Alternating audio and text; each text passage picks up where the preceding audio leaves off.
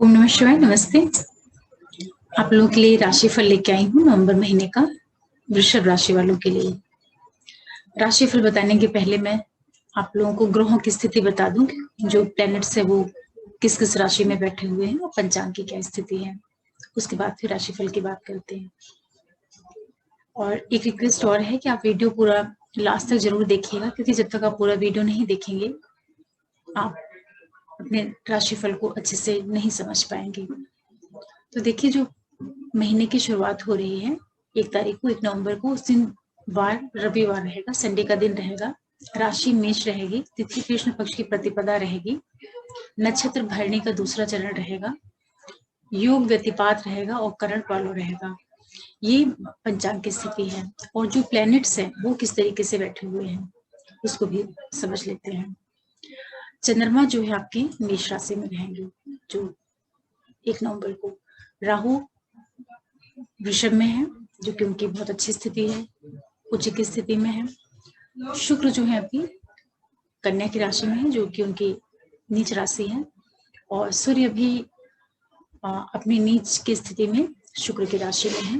यहाँ पे ये 16-17 नवंबर तक रहेंगे, उसके बाद फिर वो वृश्चिक में चले जाएंगे।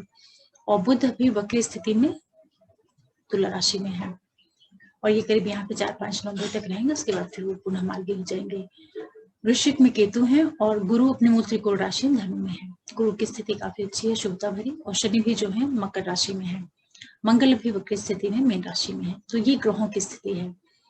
तो जो वृषभ लगन और राशि वाले लोग हैं उनके लिए नवंबर का महीना, ये जो ग्रह हैं किस तरीके से उनके लिए नवंबर के महीने में परिणाम दे सकते हैं उसके बारे में बात करते हैं। देखिए, गोचर के ऊपर आधारित होता है, तो जो फाइनल रिजल्ट आपको लेना है तो आप अपने हॉरोस्कोप को देख करके ही डिसाइड करिएगा। वहां पे ग्रह जो है जिस तरह से प्लेस्ड होंगे, जिन भावों के स्वामी होंगे, जिन राशियों में जाके वो बैठे होंगे, तो उसके अनुसार भी परिणाम के ऊपर प्रभाव पड़ता है। और ये भी रहता है कि किसी भी ग्रह से संबंधित जो परिणाम होता है तो आपके हॉरोस्कोप में वो ग्रह कितने मजबूत या कमजोर स्थिति में है, क्या उनकी स्ट्रेंथ है, इसके ऊपर भी बहुत डिपेंड करता है। तो वृषभ वालों के लिए मैं बताना चाहूंगी, सबसे पहले चंद्रमा से शुरुआत करते हैं। तो चंद्रमा आपके सप्ताह के प्रारंभ में आपके द्वादश भाव में रहेंगे, मेष राशि में। तो चंद्रमा की जो ये पोजीशन है, ये थोड़ा सा खर्चे वगैरह और किसी भी तरह का स्वास्थ्य संबंधित मानसिक चिड़चिड़ाहट, इस तरह की स्थितियों को निर्मित करने का काम करेंगे। हालांकि चंद्रमा तो 2.25 दिन में आगे निकलते चले जाएंगे, लेकिन जो मेजर प्लैनेट्स हैं उनके बारे में चर्चा करते हैं। राहु आपके लगन में ही है वृषभ वालों के, तो लग्न में राहु काफी अच्छी स्थिति में है। आपका लग्न और सप्तम भाव भी राहु केतु एक्सिस पे ही चल रहा है, और राहु वृषभ में उच्च के हैं। तो यहाँ पर बैठ करके ये अपने आपके व्यक्तित्व में बहुत ज्यादा बहुत बहुत आपके अंदर इस तरह की भावनाएं हो सकती हैं कि आप अपने आप को बहुत अच्छे से रखना चाहें, बहुत बहुत अच्छी, मतलब खुद के ऊपर आप बहुत फोकस करेंगे, बड़ा अपना ध्यान रखेंगे। इस तरह की भावनाएं राहु आपके लगन में बैठ के आपको देने का काम करेंगे। और वहां से वो अपनी 5वीं दृष्टि से आपके पंचम भाव को देखेंगे, जहाँ पे शुक्र बैठे हुए हैं। और शुक्र हालांकि नीच की स्थिति में है अभी कन्या राशि में, लेकिन फिर भी जब राहु शुक्र के ऊपर आस्पेक्ट डालेंगे तो जो आपका 5वां भाव है, संतान का, शिक्षा का, बुद्धि का, प्रेम संबंधों का, आपका क्रिएटिव फील्ड से जुड़ा हुआ जो भाव है उसको कहीं ना कहीं बढ़ाने का काम करेंगे, क्योंकि राहु मजबूत स्थिति में बैठे हुए हैं और शुक्र से उनका योग बनेगा। तो ये आपके लिए एक तरीके से सपोर्ट का ही काम करेंगे। तो जो चीजें आपकी संतान वगैरह से संबंधित हैं उसमें भी कहीं ना कहीं शुभता वाला परिणाम देने का काम करेंगे। और ओवरऑल ये है कि आप जो भी डिसीजन वगैरह लेंगे उसमें कहीं ना कहीं राहु का इन्फ्लुएंस जरूर रहेगा, क्योंकि शुक्र जो यहाँ पर है आपके लगन के लॉर्ड होकर के नीच की स्थिति में पंचम में बैठे हैं। तो कहीं ना कहीं थोड़ा सा मन में एक भ्रम की स्थिति या डिसीजन लेने में जो एक कंफ्यूजन जैसी चीजें रहती हैं वो आपके साथ हो सकती है। तो निर्णय वगैरह आप थोड़ा सा सोच समझ करके लीजिएगा। हालांकि लगन में राहु बैठे हैं तो आपके लिए एक सपोर्ट का ही काम करेंगे, आपकी बुद्धि को बहुत स्ट्रॉन्ग कर सकते हैं, क्योंकि राहु का आस्पेक्ट पंचम पे जा रहा है। तो 5वां भाव आपकी बुद्धि का भी भाव होता है, तो राहु उसको बढ़ाने का ही काम करेंगे। और इसके बाद ये राहु आपके 7वीं दृष्टि से आपके सप्तम भाव को देखेंगे, वहां पे केतु हैं और राहु केतु अपनी दोनों ही काफी अच्छी मजबूत स्थिति में बैठे हुए हैं। तो ये आपका जो व्यापार वगैरह है, जो आपका जीवन साथी है, उनके साथ में जो आपका तालमेल वगैरह है, उसमें एक लगाव, एक अटैचमेंट की जैसी स्थितियां भी देखने को आपको मिल सकती हैं। और यही राहु आपके 9वें भाव को देखेंगे, जो आपका भाग्य वाला स्थान है। तो वहां पे अभी शनि बैठे हुए हैं, शनि अपने मकर की राशि में बैठे हैं। तो राहु की दृष्टि जो है भाग्य भाव पे जाएगी, जहाँ पे भाग्य शनि खुद बैठा हुआ है। तो आपको भाग्य का भी पूरा भरपूर सहयोग, सपोर्ट मिलेगा इस टाइम पीरियड में। तो ये है कि वृषभ लग्न और राशि वाले जो लोग हैं, आपके लिए ये टाइम पीरियड इस ग्रहों का जो ये योग है उसका फायदा ले सकते हैं। इसके बाद जो दूसरा ग्रह शुक्र है, शुक्र के बारे में बात करते हैं। शुक्र देखिए आपके पंचम भाव में बैठे हैं और ये थोड़ा सा कमजोर स्थिति में है, नीच की स्थिति में है। और ये आपके 6वें भाव के मालिक होकर के आपके 5वें भाव में बैठे हैं और ये आपके लगन के भी मालिक है। तो थोड़ा बहुत सा ये थोड़ा बहुत ही आपके साथ इस तरीके की स्थितियां निर्मित हो सकती हैं कि कहीं माइंड में तरह का कंफ्यूजन या कोई भी डिसीजन है उसको आप एक बार में ना ले पाए। तो थोड़ा सोच विचार करके लीजिएगा। और 6वें भाव का मालिक होकर के भी शुक्र आपके पंचम में बैठे हैं। तो हालांकि ये स्थिति जो है आपके लिए कहीं ना कहीं कंपटीशन वगैरह से संबंधित जो चीजें होंगी, एजुकेशन से संबंधित, उसमें आपको सफलता भी दिला सकते हैं। उस ओर से तो ये शुभता भरा परिणाम आपको देंगे। और 6ठे में 5वें भाव में बैठ करके शुक्र आपके एकादश भाव को देखेंगे, जहाँ पे मंगल बैठे हुए हैं वक्र स्थिति में। और मंगल आपके लिए आपके लाइफ पार्टनर के भाव के मालिक हैं और द्वादश भाव के मालिक होकर के मंगल आपके एकादश भाव में जो समस्त इच्छा पूर्ति का भाव है वहां बैठे हैं। तो शुक्र और मंगल का जो ये आपस में एक दृष्टि संबंध बन रहा है, ये कहीं ना कहीं वैसे तो शुक्र और मंगल का जो ये एस्पेक्ट है एक दूसरे के प्रति, तो ये आपके अंदर हो सकता है कि कुछ प्रेम के प्रति एक खिंचाव या एक अट्रैक्शन जैसी स्थिति भी निर्मित कर सकते हैं, क्योंकि राहु शुक्र के साथ में संबंध बना रहे हैं। तो शुक्र के जो गुण हैं उनमें राहु उसको इंक्रीज करने का काम करेगा। शुक्र प्रेम, रोमांस, इन चीजों का कारक होता है। तो राहु तो शुक्र को उभारने का काम करेंगे, ऊपर से मंगल की जो वक्र दृष्टि शुक्र पे पड़ेगी। तो ये जो राहु शुक्र और मंगल का एक कॉम्बिनेशन बन रहा है, डायरेक्ट और इनडायरेक्ट, तो ये आपके अंदर हो सकता है कि बहुत ज्यादा भोग विलास की मानसिकता भी आपके अंदर डेवलप हो सकती है। तो थोड़ा सा आपको इस ओर अगर आगे बढ़ते हैं तो बहुत सोच विचार करके समझ के ही आगे बढ़िएगा, क्योंकि इस तरह के जो डिसीजन होते हैं उनमें कभी कभी हो सकता है कि कुछ गलत निर्णय हो जाए, तो इसका आपको ध्यान रखना चाहिए।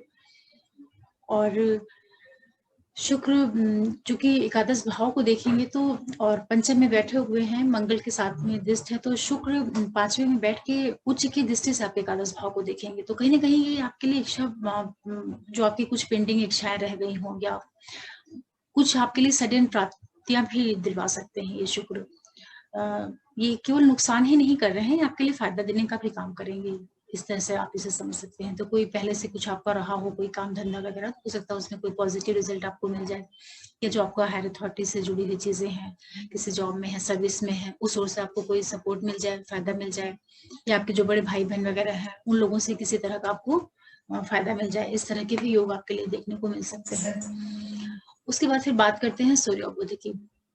तो देखिए सूर्य जो आपके हॉरोस्कोप में है, वो यहाँ पे आपके जो आपका चतुर्थ भाव है, सुख भाव है, उसके लॉर्ड होकर के 6ठे भाव में बैठे हैं। तो माता से संबंधित जो चीजें रहेंगी, या आपका जो मामा पक्ष वगैरह है उससे संबंधित कुछ परिणाम आपको देखने को मिल सकते हैं, जो कि थोड़ा सा हो सकता है कि नेगेटिव उसमें कोई रिजल्ट रहे। सॉरी, तो उस ओर भी थोड़ा सा आप सचेत होकर के रहिएगा, क्योंकि 6ठे भाव में, हालांकि 6ठे भाव में सूर्य भले नीच की स्थिति में, लेकिन 6ठे भाव से सूर्य का जो गोचर होता है वो अच्छा होता है। तो बहुत ज्यादा तो नहीं बिगाड़ पाएंगे। और बुध भी इनके साथ में बैठे हुए हैं, जो कि वक्र स्थिति में है, और आपके धन भाव के और पंचम भाव के मालिक होकर के बुध आपके बैठे हैं। तो ये जो 5वां भाव आपका है और 6ठा भाव है, इनका एक तरीके से राशि वाला एक्सचेंज हुआ है। तो संतान के लिए, कंपटीशन वगैरह के लिए तो देखिए अच्छा है, और धन प्राप्ति की स्थितियां भी आपके लिए जरूर से निर्मित होंगी। उस ओर से भी काफी पॉजिटिव ये चीजें रहेंगी आपके लिए। सिर्फ थोड़ा सा आपको जो आपकी मदर है, मामा पक्ष आपका है, उनके स्वास्थ्य वगैरह का आप ध्यान रख सकते हैं, इसे आप ऐसे समझ सकते हैं। और यहाँ पे बैठे हुए सूर्य बुध आपके द्वादश भाव पे दृष्टि डालेंगे, तो यहाँ से सूर्य उच्च की दृष्टि देंगे आप द्वादश भाव पे। तो हो सकता है कि कोई विदेश से संबंधित या किसी तरह का इन्वेस्टमेंट वगैरह हो, उसमें कोई शुभता वाला रिजल्ट भी आपको देखने को मिल सकता है, या कोई फॉरेन से रिलेटेड अगर आपकी कोई प्लानिंग वगैरह चल रही हो बाहर सेटलमेंट का, या किसी पर्पज से आपको जाना हो एज ए जर्नी या टूर, तो वो सब चीजें भी आपको देखने को मिल सकते हैं, क्योंकि सूर्य वहां पे उच्च की दृष्टि से देख रहे हैं।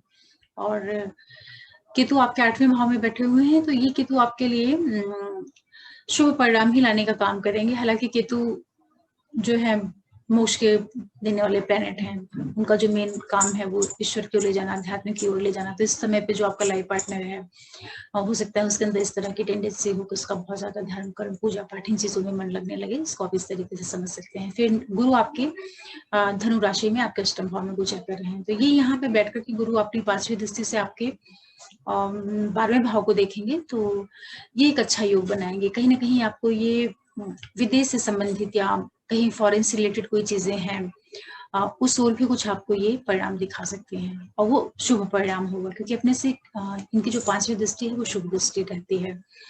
तो हो सकता है कि कोई इन्वेस्टमेंट वगैरह हो, वो आपका सार्थक हो सकता है, वो सकारात्मक एक परिणाम ले सकता है। और इनकी 7वीं दृष्टि आपके द्वितीय भाव पे रहेगी, जो कि आपके धन कुटुंब वाणी का स्थान है। तो ये परिवार में किसी तरह का वृद्धि भी हो सकता है, कोई न्यू फैमिली मेंबर आपके परिवार में आ सकता है, या किसी तरह के बच्चे का बर्थ वगैरह, इस तरह की घटनाएं भी हो सकती हैं, या कोई शुभ घटनाएं भी आपको परिवार में देखने को मिल सकती हैं। और यहाँ पे बैठे हुए गुरु जो हैं आपकी वाणी को काफी प्रभावशाली बना देंगे। अपनी 7वीं दृष्टि से आपके वाणी भाव को देखेंगे, सडन धन प्राप्ति की स्थिति आपके लिए निर्मित कर सकते हैं। और इसी के साथ साथ अध्यात्म, धर्म, कर्म, रुचि, इस ओर भी आपका रुझान इस महीने में जा सकता है, जो वृषभ लग्न राशि वाले लोग हैं।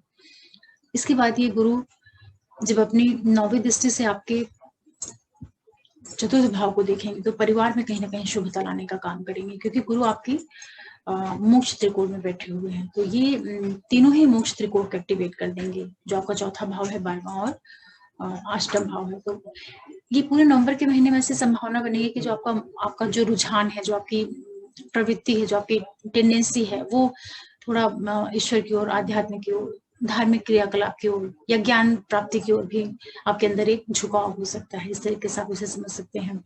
और ये गुरु जब आपके चतुर्थ भाव को देखेंगे, तो कहीं ना कहीं परिवार में शुभता लाने का काम करेंगे, सुख सुविधाओं की वृद्धि करना, या आपकी मदर के लिए काफी पॉजिटिव हो सकता है। प्रॉपर्टी वगैरह से रिलेटेड कुछ आप प्लानिंग कर रहे हो, तो वो सब चीजें भी आप इस टाइम पीरियड में कर सकते हैं। इसके बाद फिर शनि की बात करते हैं। तो शनि जो है आपके 9वें स्थान में है, मकर राशि में है, मतलब भाग्य का मालिक जो है आपके भाग्य स्थान में बैठा हुआ है। तो एक बड़ा अच्छा संकेत है ये कि इस समय पे आपको पूरा भाग्य का साथ मिलेगा। जो आपकी हायर एजुकेशन वगैरह है, वो आपके लिए सकारात्मक परिणाम देने का काम करेंगे। पिता से आपको काफी सपोर्ट मिल सकता है इस टाइम पीरियड में। और ये शनि यहाँ पे बैठ करके आपके एकादश भाव को देखेंगे, जहाँ पे मंगल बैठे हुए हैं वक्र स्थिति में, और मीन की राशि में बैठे हैं। तो हालांकि शनि मंगल का जो ये एस्पेक्ट बनेगा, तो शनि जो है यहाँ पे आपके भाग्य हो करके उनकी दृष्टि जा रही है द्वादश भाव के लॉर्ड के ऊपर और आपके जीवन साथी के लॉर्ड के ऊपर। तो थोड़ा सा आपको जो आपका जीवन साथी है, बिजनेस पार्टनर है, उसके स्वास्थ्य और उसके साथ जो संबंध है, उसमें आप थोड़ा सा केयर करके चलिएगा, क्योंकि इन दोनों भावों के मालिक को शनि देख रहा है। तो कहीं ना कहीं और वो भी अष्टम सप्तम का जो मालिक आपका है जीवन साथी का, 12वें का मालिक मंगल होकर के अपने आए हुए हैं ये 11वें भाव में। तो शनि जब इनको अपनी तीसरी दृष्टि से देखेंगे, तो ये संभावना बन सकती है कि कहीं लाइफ पार्टनर, बिजनेस पार्टनर के साथ कोई वाद विवाद जैसी स्थिति, या उनके स्वास्थ्य से संबंधित कुछ दिक्कतें देखने को मिल सकती है। तो उसका आप विशेष रूप से ध्यान रखिएगा। या हो सकता है कि अनावश्यक कुछ व्यय जैसी स्थितियां भी हो सकती हैं, क्योंकि 12वें के मालिक होकर के आपके आय के भाव में आ रहे हैं अपने से द्वादश, तो कहीं ना कहीं खर्चे वगैरह भी आपके लिए ला सकते हैं। तो उसका भी आपको विशेष रूप से ध्यान देना चाहिए। इसके बाद ये शनि जब अपनी 7वीं दृष्टि से आपके तृतीय भाव को देखेंगे, तो ये आपके पराक्रम को विशेष रूप से बढ़ा देंगे। तो इस टाइम पीरियड में जो नवंबर का महीना होगा, तो हो सकता है कि आप लोग अपने बहुत ज्यादा प्रयास करें हर एक चीजों के लिए। अपने आपके कम्युनिकेशन जो है उसमें कहीं एक मजबूती आ जाए, और जो आपका संबंध है छोटे भाई बहनों से, पड़ोसियों से, या किसी भी तरह का जो आपका मार्केटिंग वगैरह से रिलेटेड काम है, उन सारी चीजों में ये शनि काफी आपको सपोर्ट दे सकते हैं। तो इस टाइम पीरियड का आपको फायदा लेना चाहिए। उसके बाद ये शनि जो है अपनी 10वीं दृष्टि से आपके छठे भाव पे अपनी दृष्टि डालेंगे, तो वहां पे सूर्य है और बुध है। तो शनि जब सूर्य के ऊपर डालेंगे तो आप अपनी दृष्टि डालेंगे तो थोड़ा सा आप अपने पिता के साथ जो आपके संबंध है उस और आप बहुत केयरफुल होकर रहिएगा और पिता के स्वास्थ्य का भी ध्यान रखिएगा। ये बहुत जरूरी है आपके लिए, स्पेशली जो 16 नवंबर तक का टाइम रहेगा, 16-17 नवंबर तक, जब तक कि सूर्य वहां से निकल करके वृश्चिक में नहीं जाते हैं। तो उस चीज का आपको विशेष रूप से ध्यान रखना है, पिता के साथ जो आपका संबंध है। और शनि जब बुध के ऊपर दृष्टि डालेंगे, हालांकि बुध यहाँ पे मार्गी हो जाएंगे 4-5 नवंबर के बाद, तो शनि और बुध का जो आपस में संबंध बनेगा ये तो आपके लिए काफी सपोर्टिंग रहेगा, धन की वृद्धि ही कराएंगे और जो भी आपका संतान से संबंधित चीजें हैं उसमें भी बढ़ोतरी का ही काम करेंगे। सिर्फ आपको पिता से संबंधित जो चीजें हैं उनके स्वास्थ्य का ध्यान और उनके साथ जो आपका संबंध है, तालमेल है, उसको बना करके चलना चाहिए। इसके बाद फिर मंगल की बात करते हैं। तो मंगल देखिए भी वक्री स्थिति में आपके एकादश भाव में बैठे हुए हैं।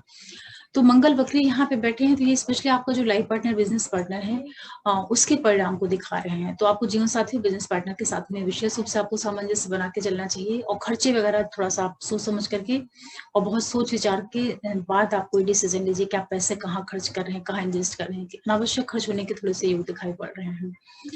ये मंगल जब अपनी चौथी दृष्टि से आपके द्वितीय भाव को देखेंगे तो जो आपका छोटा भाई, छोटे भाई बहन वगैरह है, सिबलिंग्स, हो सकता है उनसे आपका थोड़ा वाद विवाद जैसी स्थितियां भी निर्मित हो सकती है। और वो कम्युनिकेशन का भी भाव है, तो मंगल जब वक्री दृष्टि से देखेंगे तो उसको जो आपकी कम्युनिकेशन होगी वो थोड़ा सा हो सकता है कि उतनी अच्छी ना रहे और अपनी वाणी के द्वारा कुछ चीजों को आप बिगाड़ने ऐसी भी संभावना बन सकती है। तो आप कोशिश करिएगा कि बोलते टाइम आप थोड़ा चीजों का ध्यान रखिएगा, क्योंकि आपके तृतीय भाव को एक तो शनि भी दृष्टि दे रहे हैं और मंगल भी अपनी चौथी दृष्टि से देख रहे हैं। तो जो आपका पराक्रम वाला भाव है, हालांकि पराक्रम तो आपका बढ़ जाएगा क्योंकि दो प्लेनेट उसको प्रभावित कर रहे हैं, लेकिन चूंकि दोनों ही थोड़ा सा क्रूर प्लेनेट है, मंगल भी और शनि भी, तो आपकी जो कम्युनिकेशन है उसमें हो सकता है कि थोड़ा ऐसा ना बोले आपके किसी को बुरा लग जाए या पिंच कर जाए। तो अपने टोन का विशेष रूप से ध्यान रखिएगा। इसके बाद ये मंगल जो वक्री हैं ये आपके पंचम भाव को देखेंगे। तो पंचम भाव को जब ये देखेंगे तो ये आपके लिए कहीं ना कहीं जो संतान से संबंधित चीजें हैं उसमें थोड़ा सा ऑब्स्टेकल लाने का काम कर सकते हैं। हालांकि वहां पे शुक्र बैठे हुए हैं, तो शुक्र मंगल का जो योग है ये प्रेम वगैरह को तो बढ़ाने का काम करेगा, इस तरह का माइंड आपको बन सकता है। लेकिन संतान से संबंधित जो निर्णय होंगे या कोई इस तरीके से आप इसको समझिए कि कोई जैसे बच्चे वगैरह के लिए अगर आप प्लान कर रहे हैं तो उन सब चीजों के लिए थोड़ा सा भी आपको रुक जाना चाहिए, क्योंकि ऐसी संभावना बन सकती है कि एबॉर्शन जैसी स्थितियां भी निर्मित हो सकती हैं, क्योंकि पांचवें भाव की तो मंगल वक्री देख रहे हैं और जो पांचवें का मालिक बुध है वो भी वक्री स्थिति में है अभी छठे भाव में। तो थोड़ा सा बच्चे से संबंधित अगर आप कुछ प्लान कर रहे हैं तो उसके लिए आपको थोड़ा सा भी वेट करना चाहिए। तो इस तरीके से ये सारे ग्रहों की स्थिति है। तो वृषभ लग्न और राशि वालों के लिए नवंबर का महीना कुल मिला करके अच्छा है, भाग्य की दृष्टि से काफी अच्छा है, धन प्राप्ति की दृष्टि से भी बहुत अच्छा है, धर्म कर्म आध्यात्मिक सारी चीजों की दृष्टि से अच्छा है। सिर्फ जो आपको केयर करनी है विशेष रूप से अपने लाइफ पार्टनर और बिजनेस पार्टनर के हेल्थ का ध्यान रखना है और उनके साथ जो आपका संबंध है उस थोड़ा सजग होकर कार्य करिएगा। और बच्चों से संबंधित जो चीजें रहेंगी वहां पे भी थोड़ा आपको भी 4-5 नवंबर तक जो टाइम रहेगा वहां थोड़ा आपको संभाल करके चलना है, उसके बाद थोड़ा सा टाइम सपोर्टिव बन जाएगा। और इसी के साथ जो सूर्य है आपकी ये 16 नवंबर के बाद आपके सप्तम स्थान में चले जाएंगे। तो जो मदर से संबंधित या इन्वेस्टमेंट वगैरह से संबंधित है उसके लिए टाइम आपके लिए फिर सपोर्ट में आ जाएगा। तो कोई भी तरह का अगर आपको प्रॉपर्टी वगैरह से संबंधित कुछ लेन देन करना है, इस टाइप की कुछ चीजें करनी है तो उसके लिए टाइम पीरियड वापस अच्छा हो जाएगा। तो इस तरीके से ये है कि वृषभ लग्न और राशि वालों के लिए नवंबर का महीना कुल मिलाकर के ठीक ठाक है। और अगर आपको उपाय करने हैं तो शनि तो आपकी देखिए अच्छी स्थिति में है, गुरु भी अच्छी है, हालांकि गुरु अष्टम भाव से गोचर कर रहे हैं। तो गुरु का अष्टम गोचर जो है वो आपके लिए ईश्वर प्राप्ति, धर्म कर्म आध्यात्म इस ओर आपका रुझान ले जा सकता है। शुक्र थोड़ा कमजोर है तो आप शुक्र से संबंधित उपाय कर लीजिए, सफेद वस्तुओं का दान करना, जो स्त्रियां हैं, छोटी लड़कियां हैं उनको खीर वगैरह देना या उनको कपड़े दान करना, मतलब स्त्री वर्ग से संबंधित जो भी लोग हैं चाहे वो छोटे हों बड़े हों, आप उनको खाना पीना जो कुछ अपने हैसियत के अनुसार दे सकते हैं आप उनको दे सकते हैं। मीठी चीजें भी आप उनको दान कर सकते हैं। सूर्य भी अभी थोड़ा कमजोर स्थिति में है तो आप सूर्य को जल देना इस तरह की चीजें कर सकते हैं। और गेहूं वगैरह है वो भी आप किसी को दान कर सकते हैं, इसमें काफी आपको रिलीफ मिलेगा। बुध वक्री स्थिति में हालांकि तो बहुत कम टाइम के लिए है, 4-5 के बाद ये ठीक हो जाएंगे। गुरु आपके अच्छे हैं, मंगल अभी वक्री स्थिति में है तो आप थोड़ा क्रोध के ऊपर विशेष रूप से कंट्रोल करके रखिएगा, कि क्योंकि मंगल जब वक्र होते हैं तो कहीं ना कहीं ये क्रोध, आवेश, गुस्सा, इन चीजों को बढ़ाने का काम करते हैं। तो उस ओर से आप अपने मन को थोड़ा सा कंट्रोल करके रखिएगा। बाकी प्लैनेट्स आपके लिए भी सपोर्टिव हैं। तो आशा करती हूँ कि नवंबर का महीना जो है आपके लिए, वृषभ लग्न राशि वाले लोग जो देख रहे हैं इस वीडियो को, आप लोगों को बहुत अच्छा ये महीना जाए, बहुत सक्सेस मिले और बहुत प्रोग्रेस आपके लिए इस महीने में आए। क्योंकि कोई भी चीज है जो ग्रह गोचर में आते हैं वही परिस्थितियां निर्मित करते हैं, उसी के आधार पर चीजें फिर आगे बढ़ना शुरू होती हैं। और वैसे भी पीछे काफी खराब टाइम ही रहा है, तो सभी लोग परेशान रहे हैं। अब धीरे धीरे प्लैनेट्स अच्छी स्थिति में आ रहे हैं। मेजर प्लैनेट तो अच्छी स्थिति में आ गए हैं, राहु केतु शनि, और जो मेन इंपॉर्टेंट प्लैनेट है वो काफी अच्छी स्थिति में है काफी टाइम के लिए। तो ये सपोर्ट करने का ही काम करेंगे। और इसी के साथ आप लोगों से एक रिक्वेस्ट करूंगी कि अगर आप लोग पहली बार देख रहे हैं मेरा चैनल और मेरे वीडियोस आपको पसंद आ रहे हैं तो आप हमारे चैनल को सब्सक्राइब कर सकते हैं, लाइक कर सकते हैं, शेयर कर सकते हैं और बेल आइकन को जरूर प्रेस करके रखिए, जिससे मैं कोई भी नया वीडियो डालूं तो नोटिफिकेशन आप लोगों तक पहुंचे। आगे मैं फिर कुछ आपके लिए लेके आऊंगी ज्योतिष से संबंधित। तब तक के लिए ओम नमः शिवाय, नमस्ते।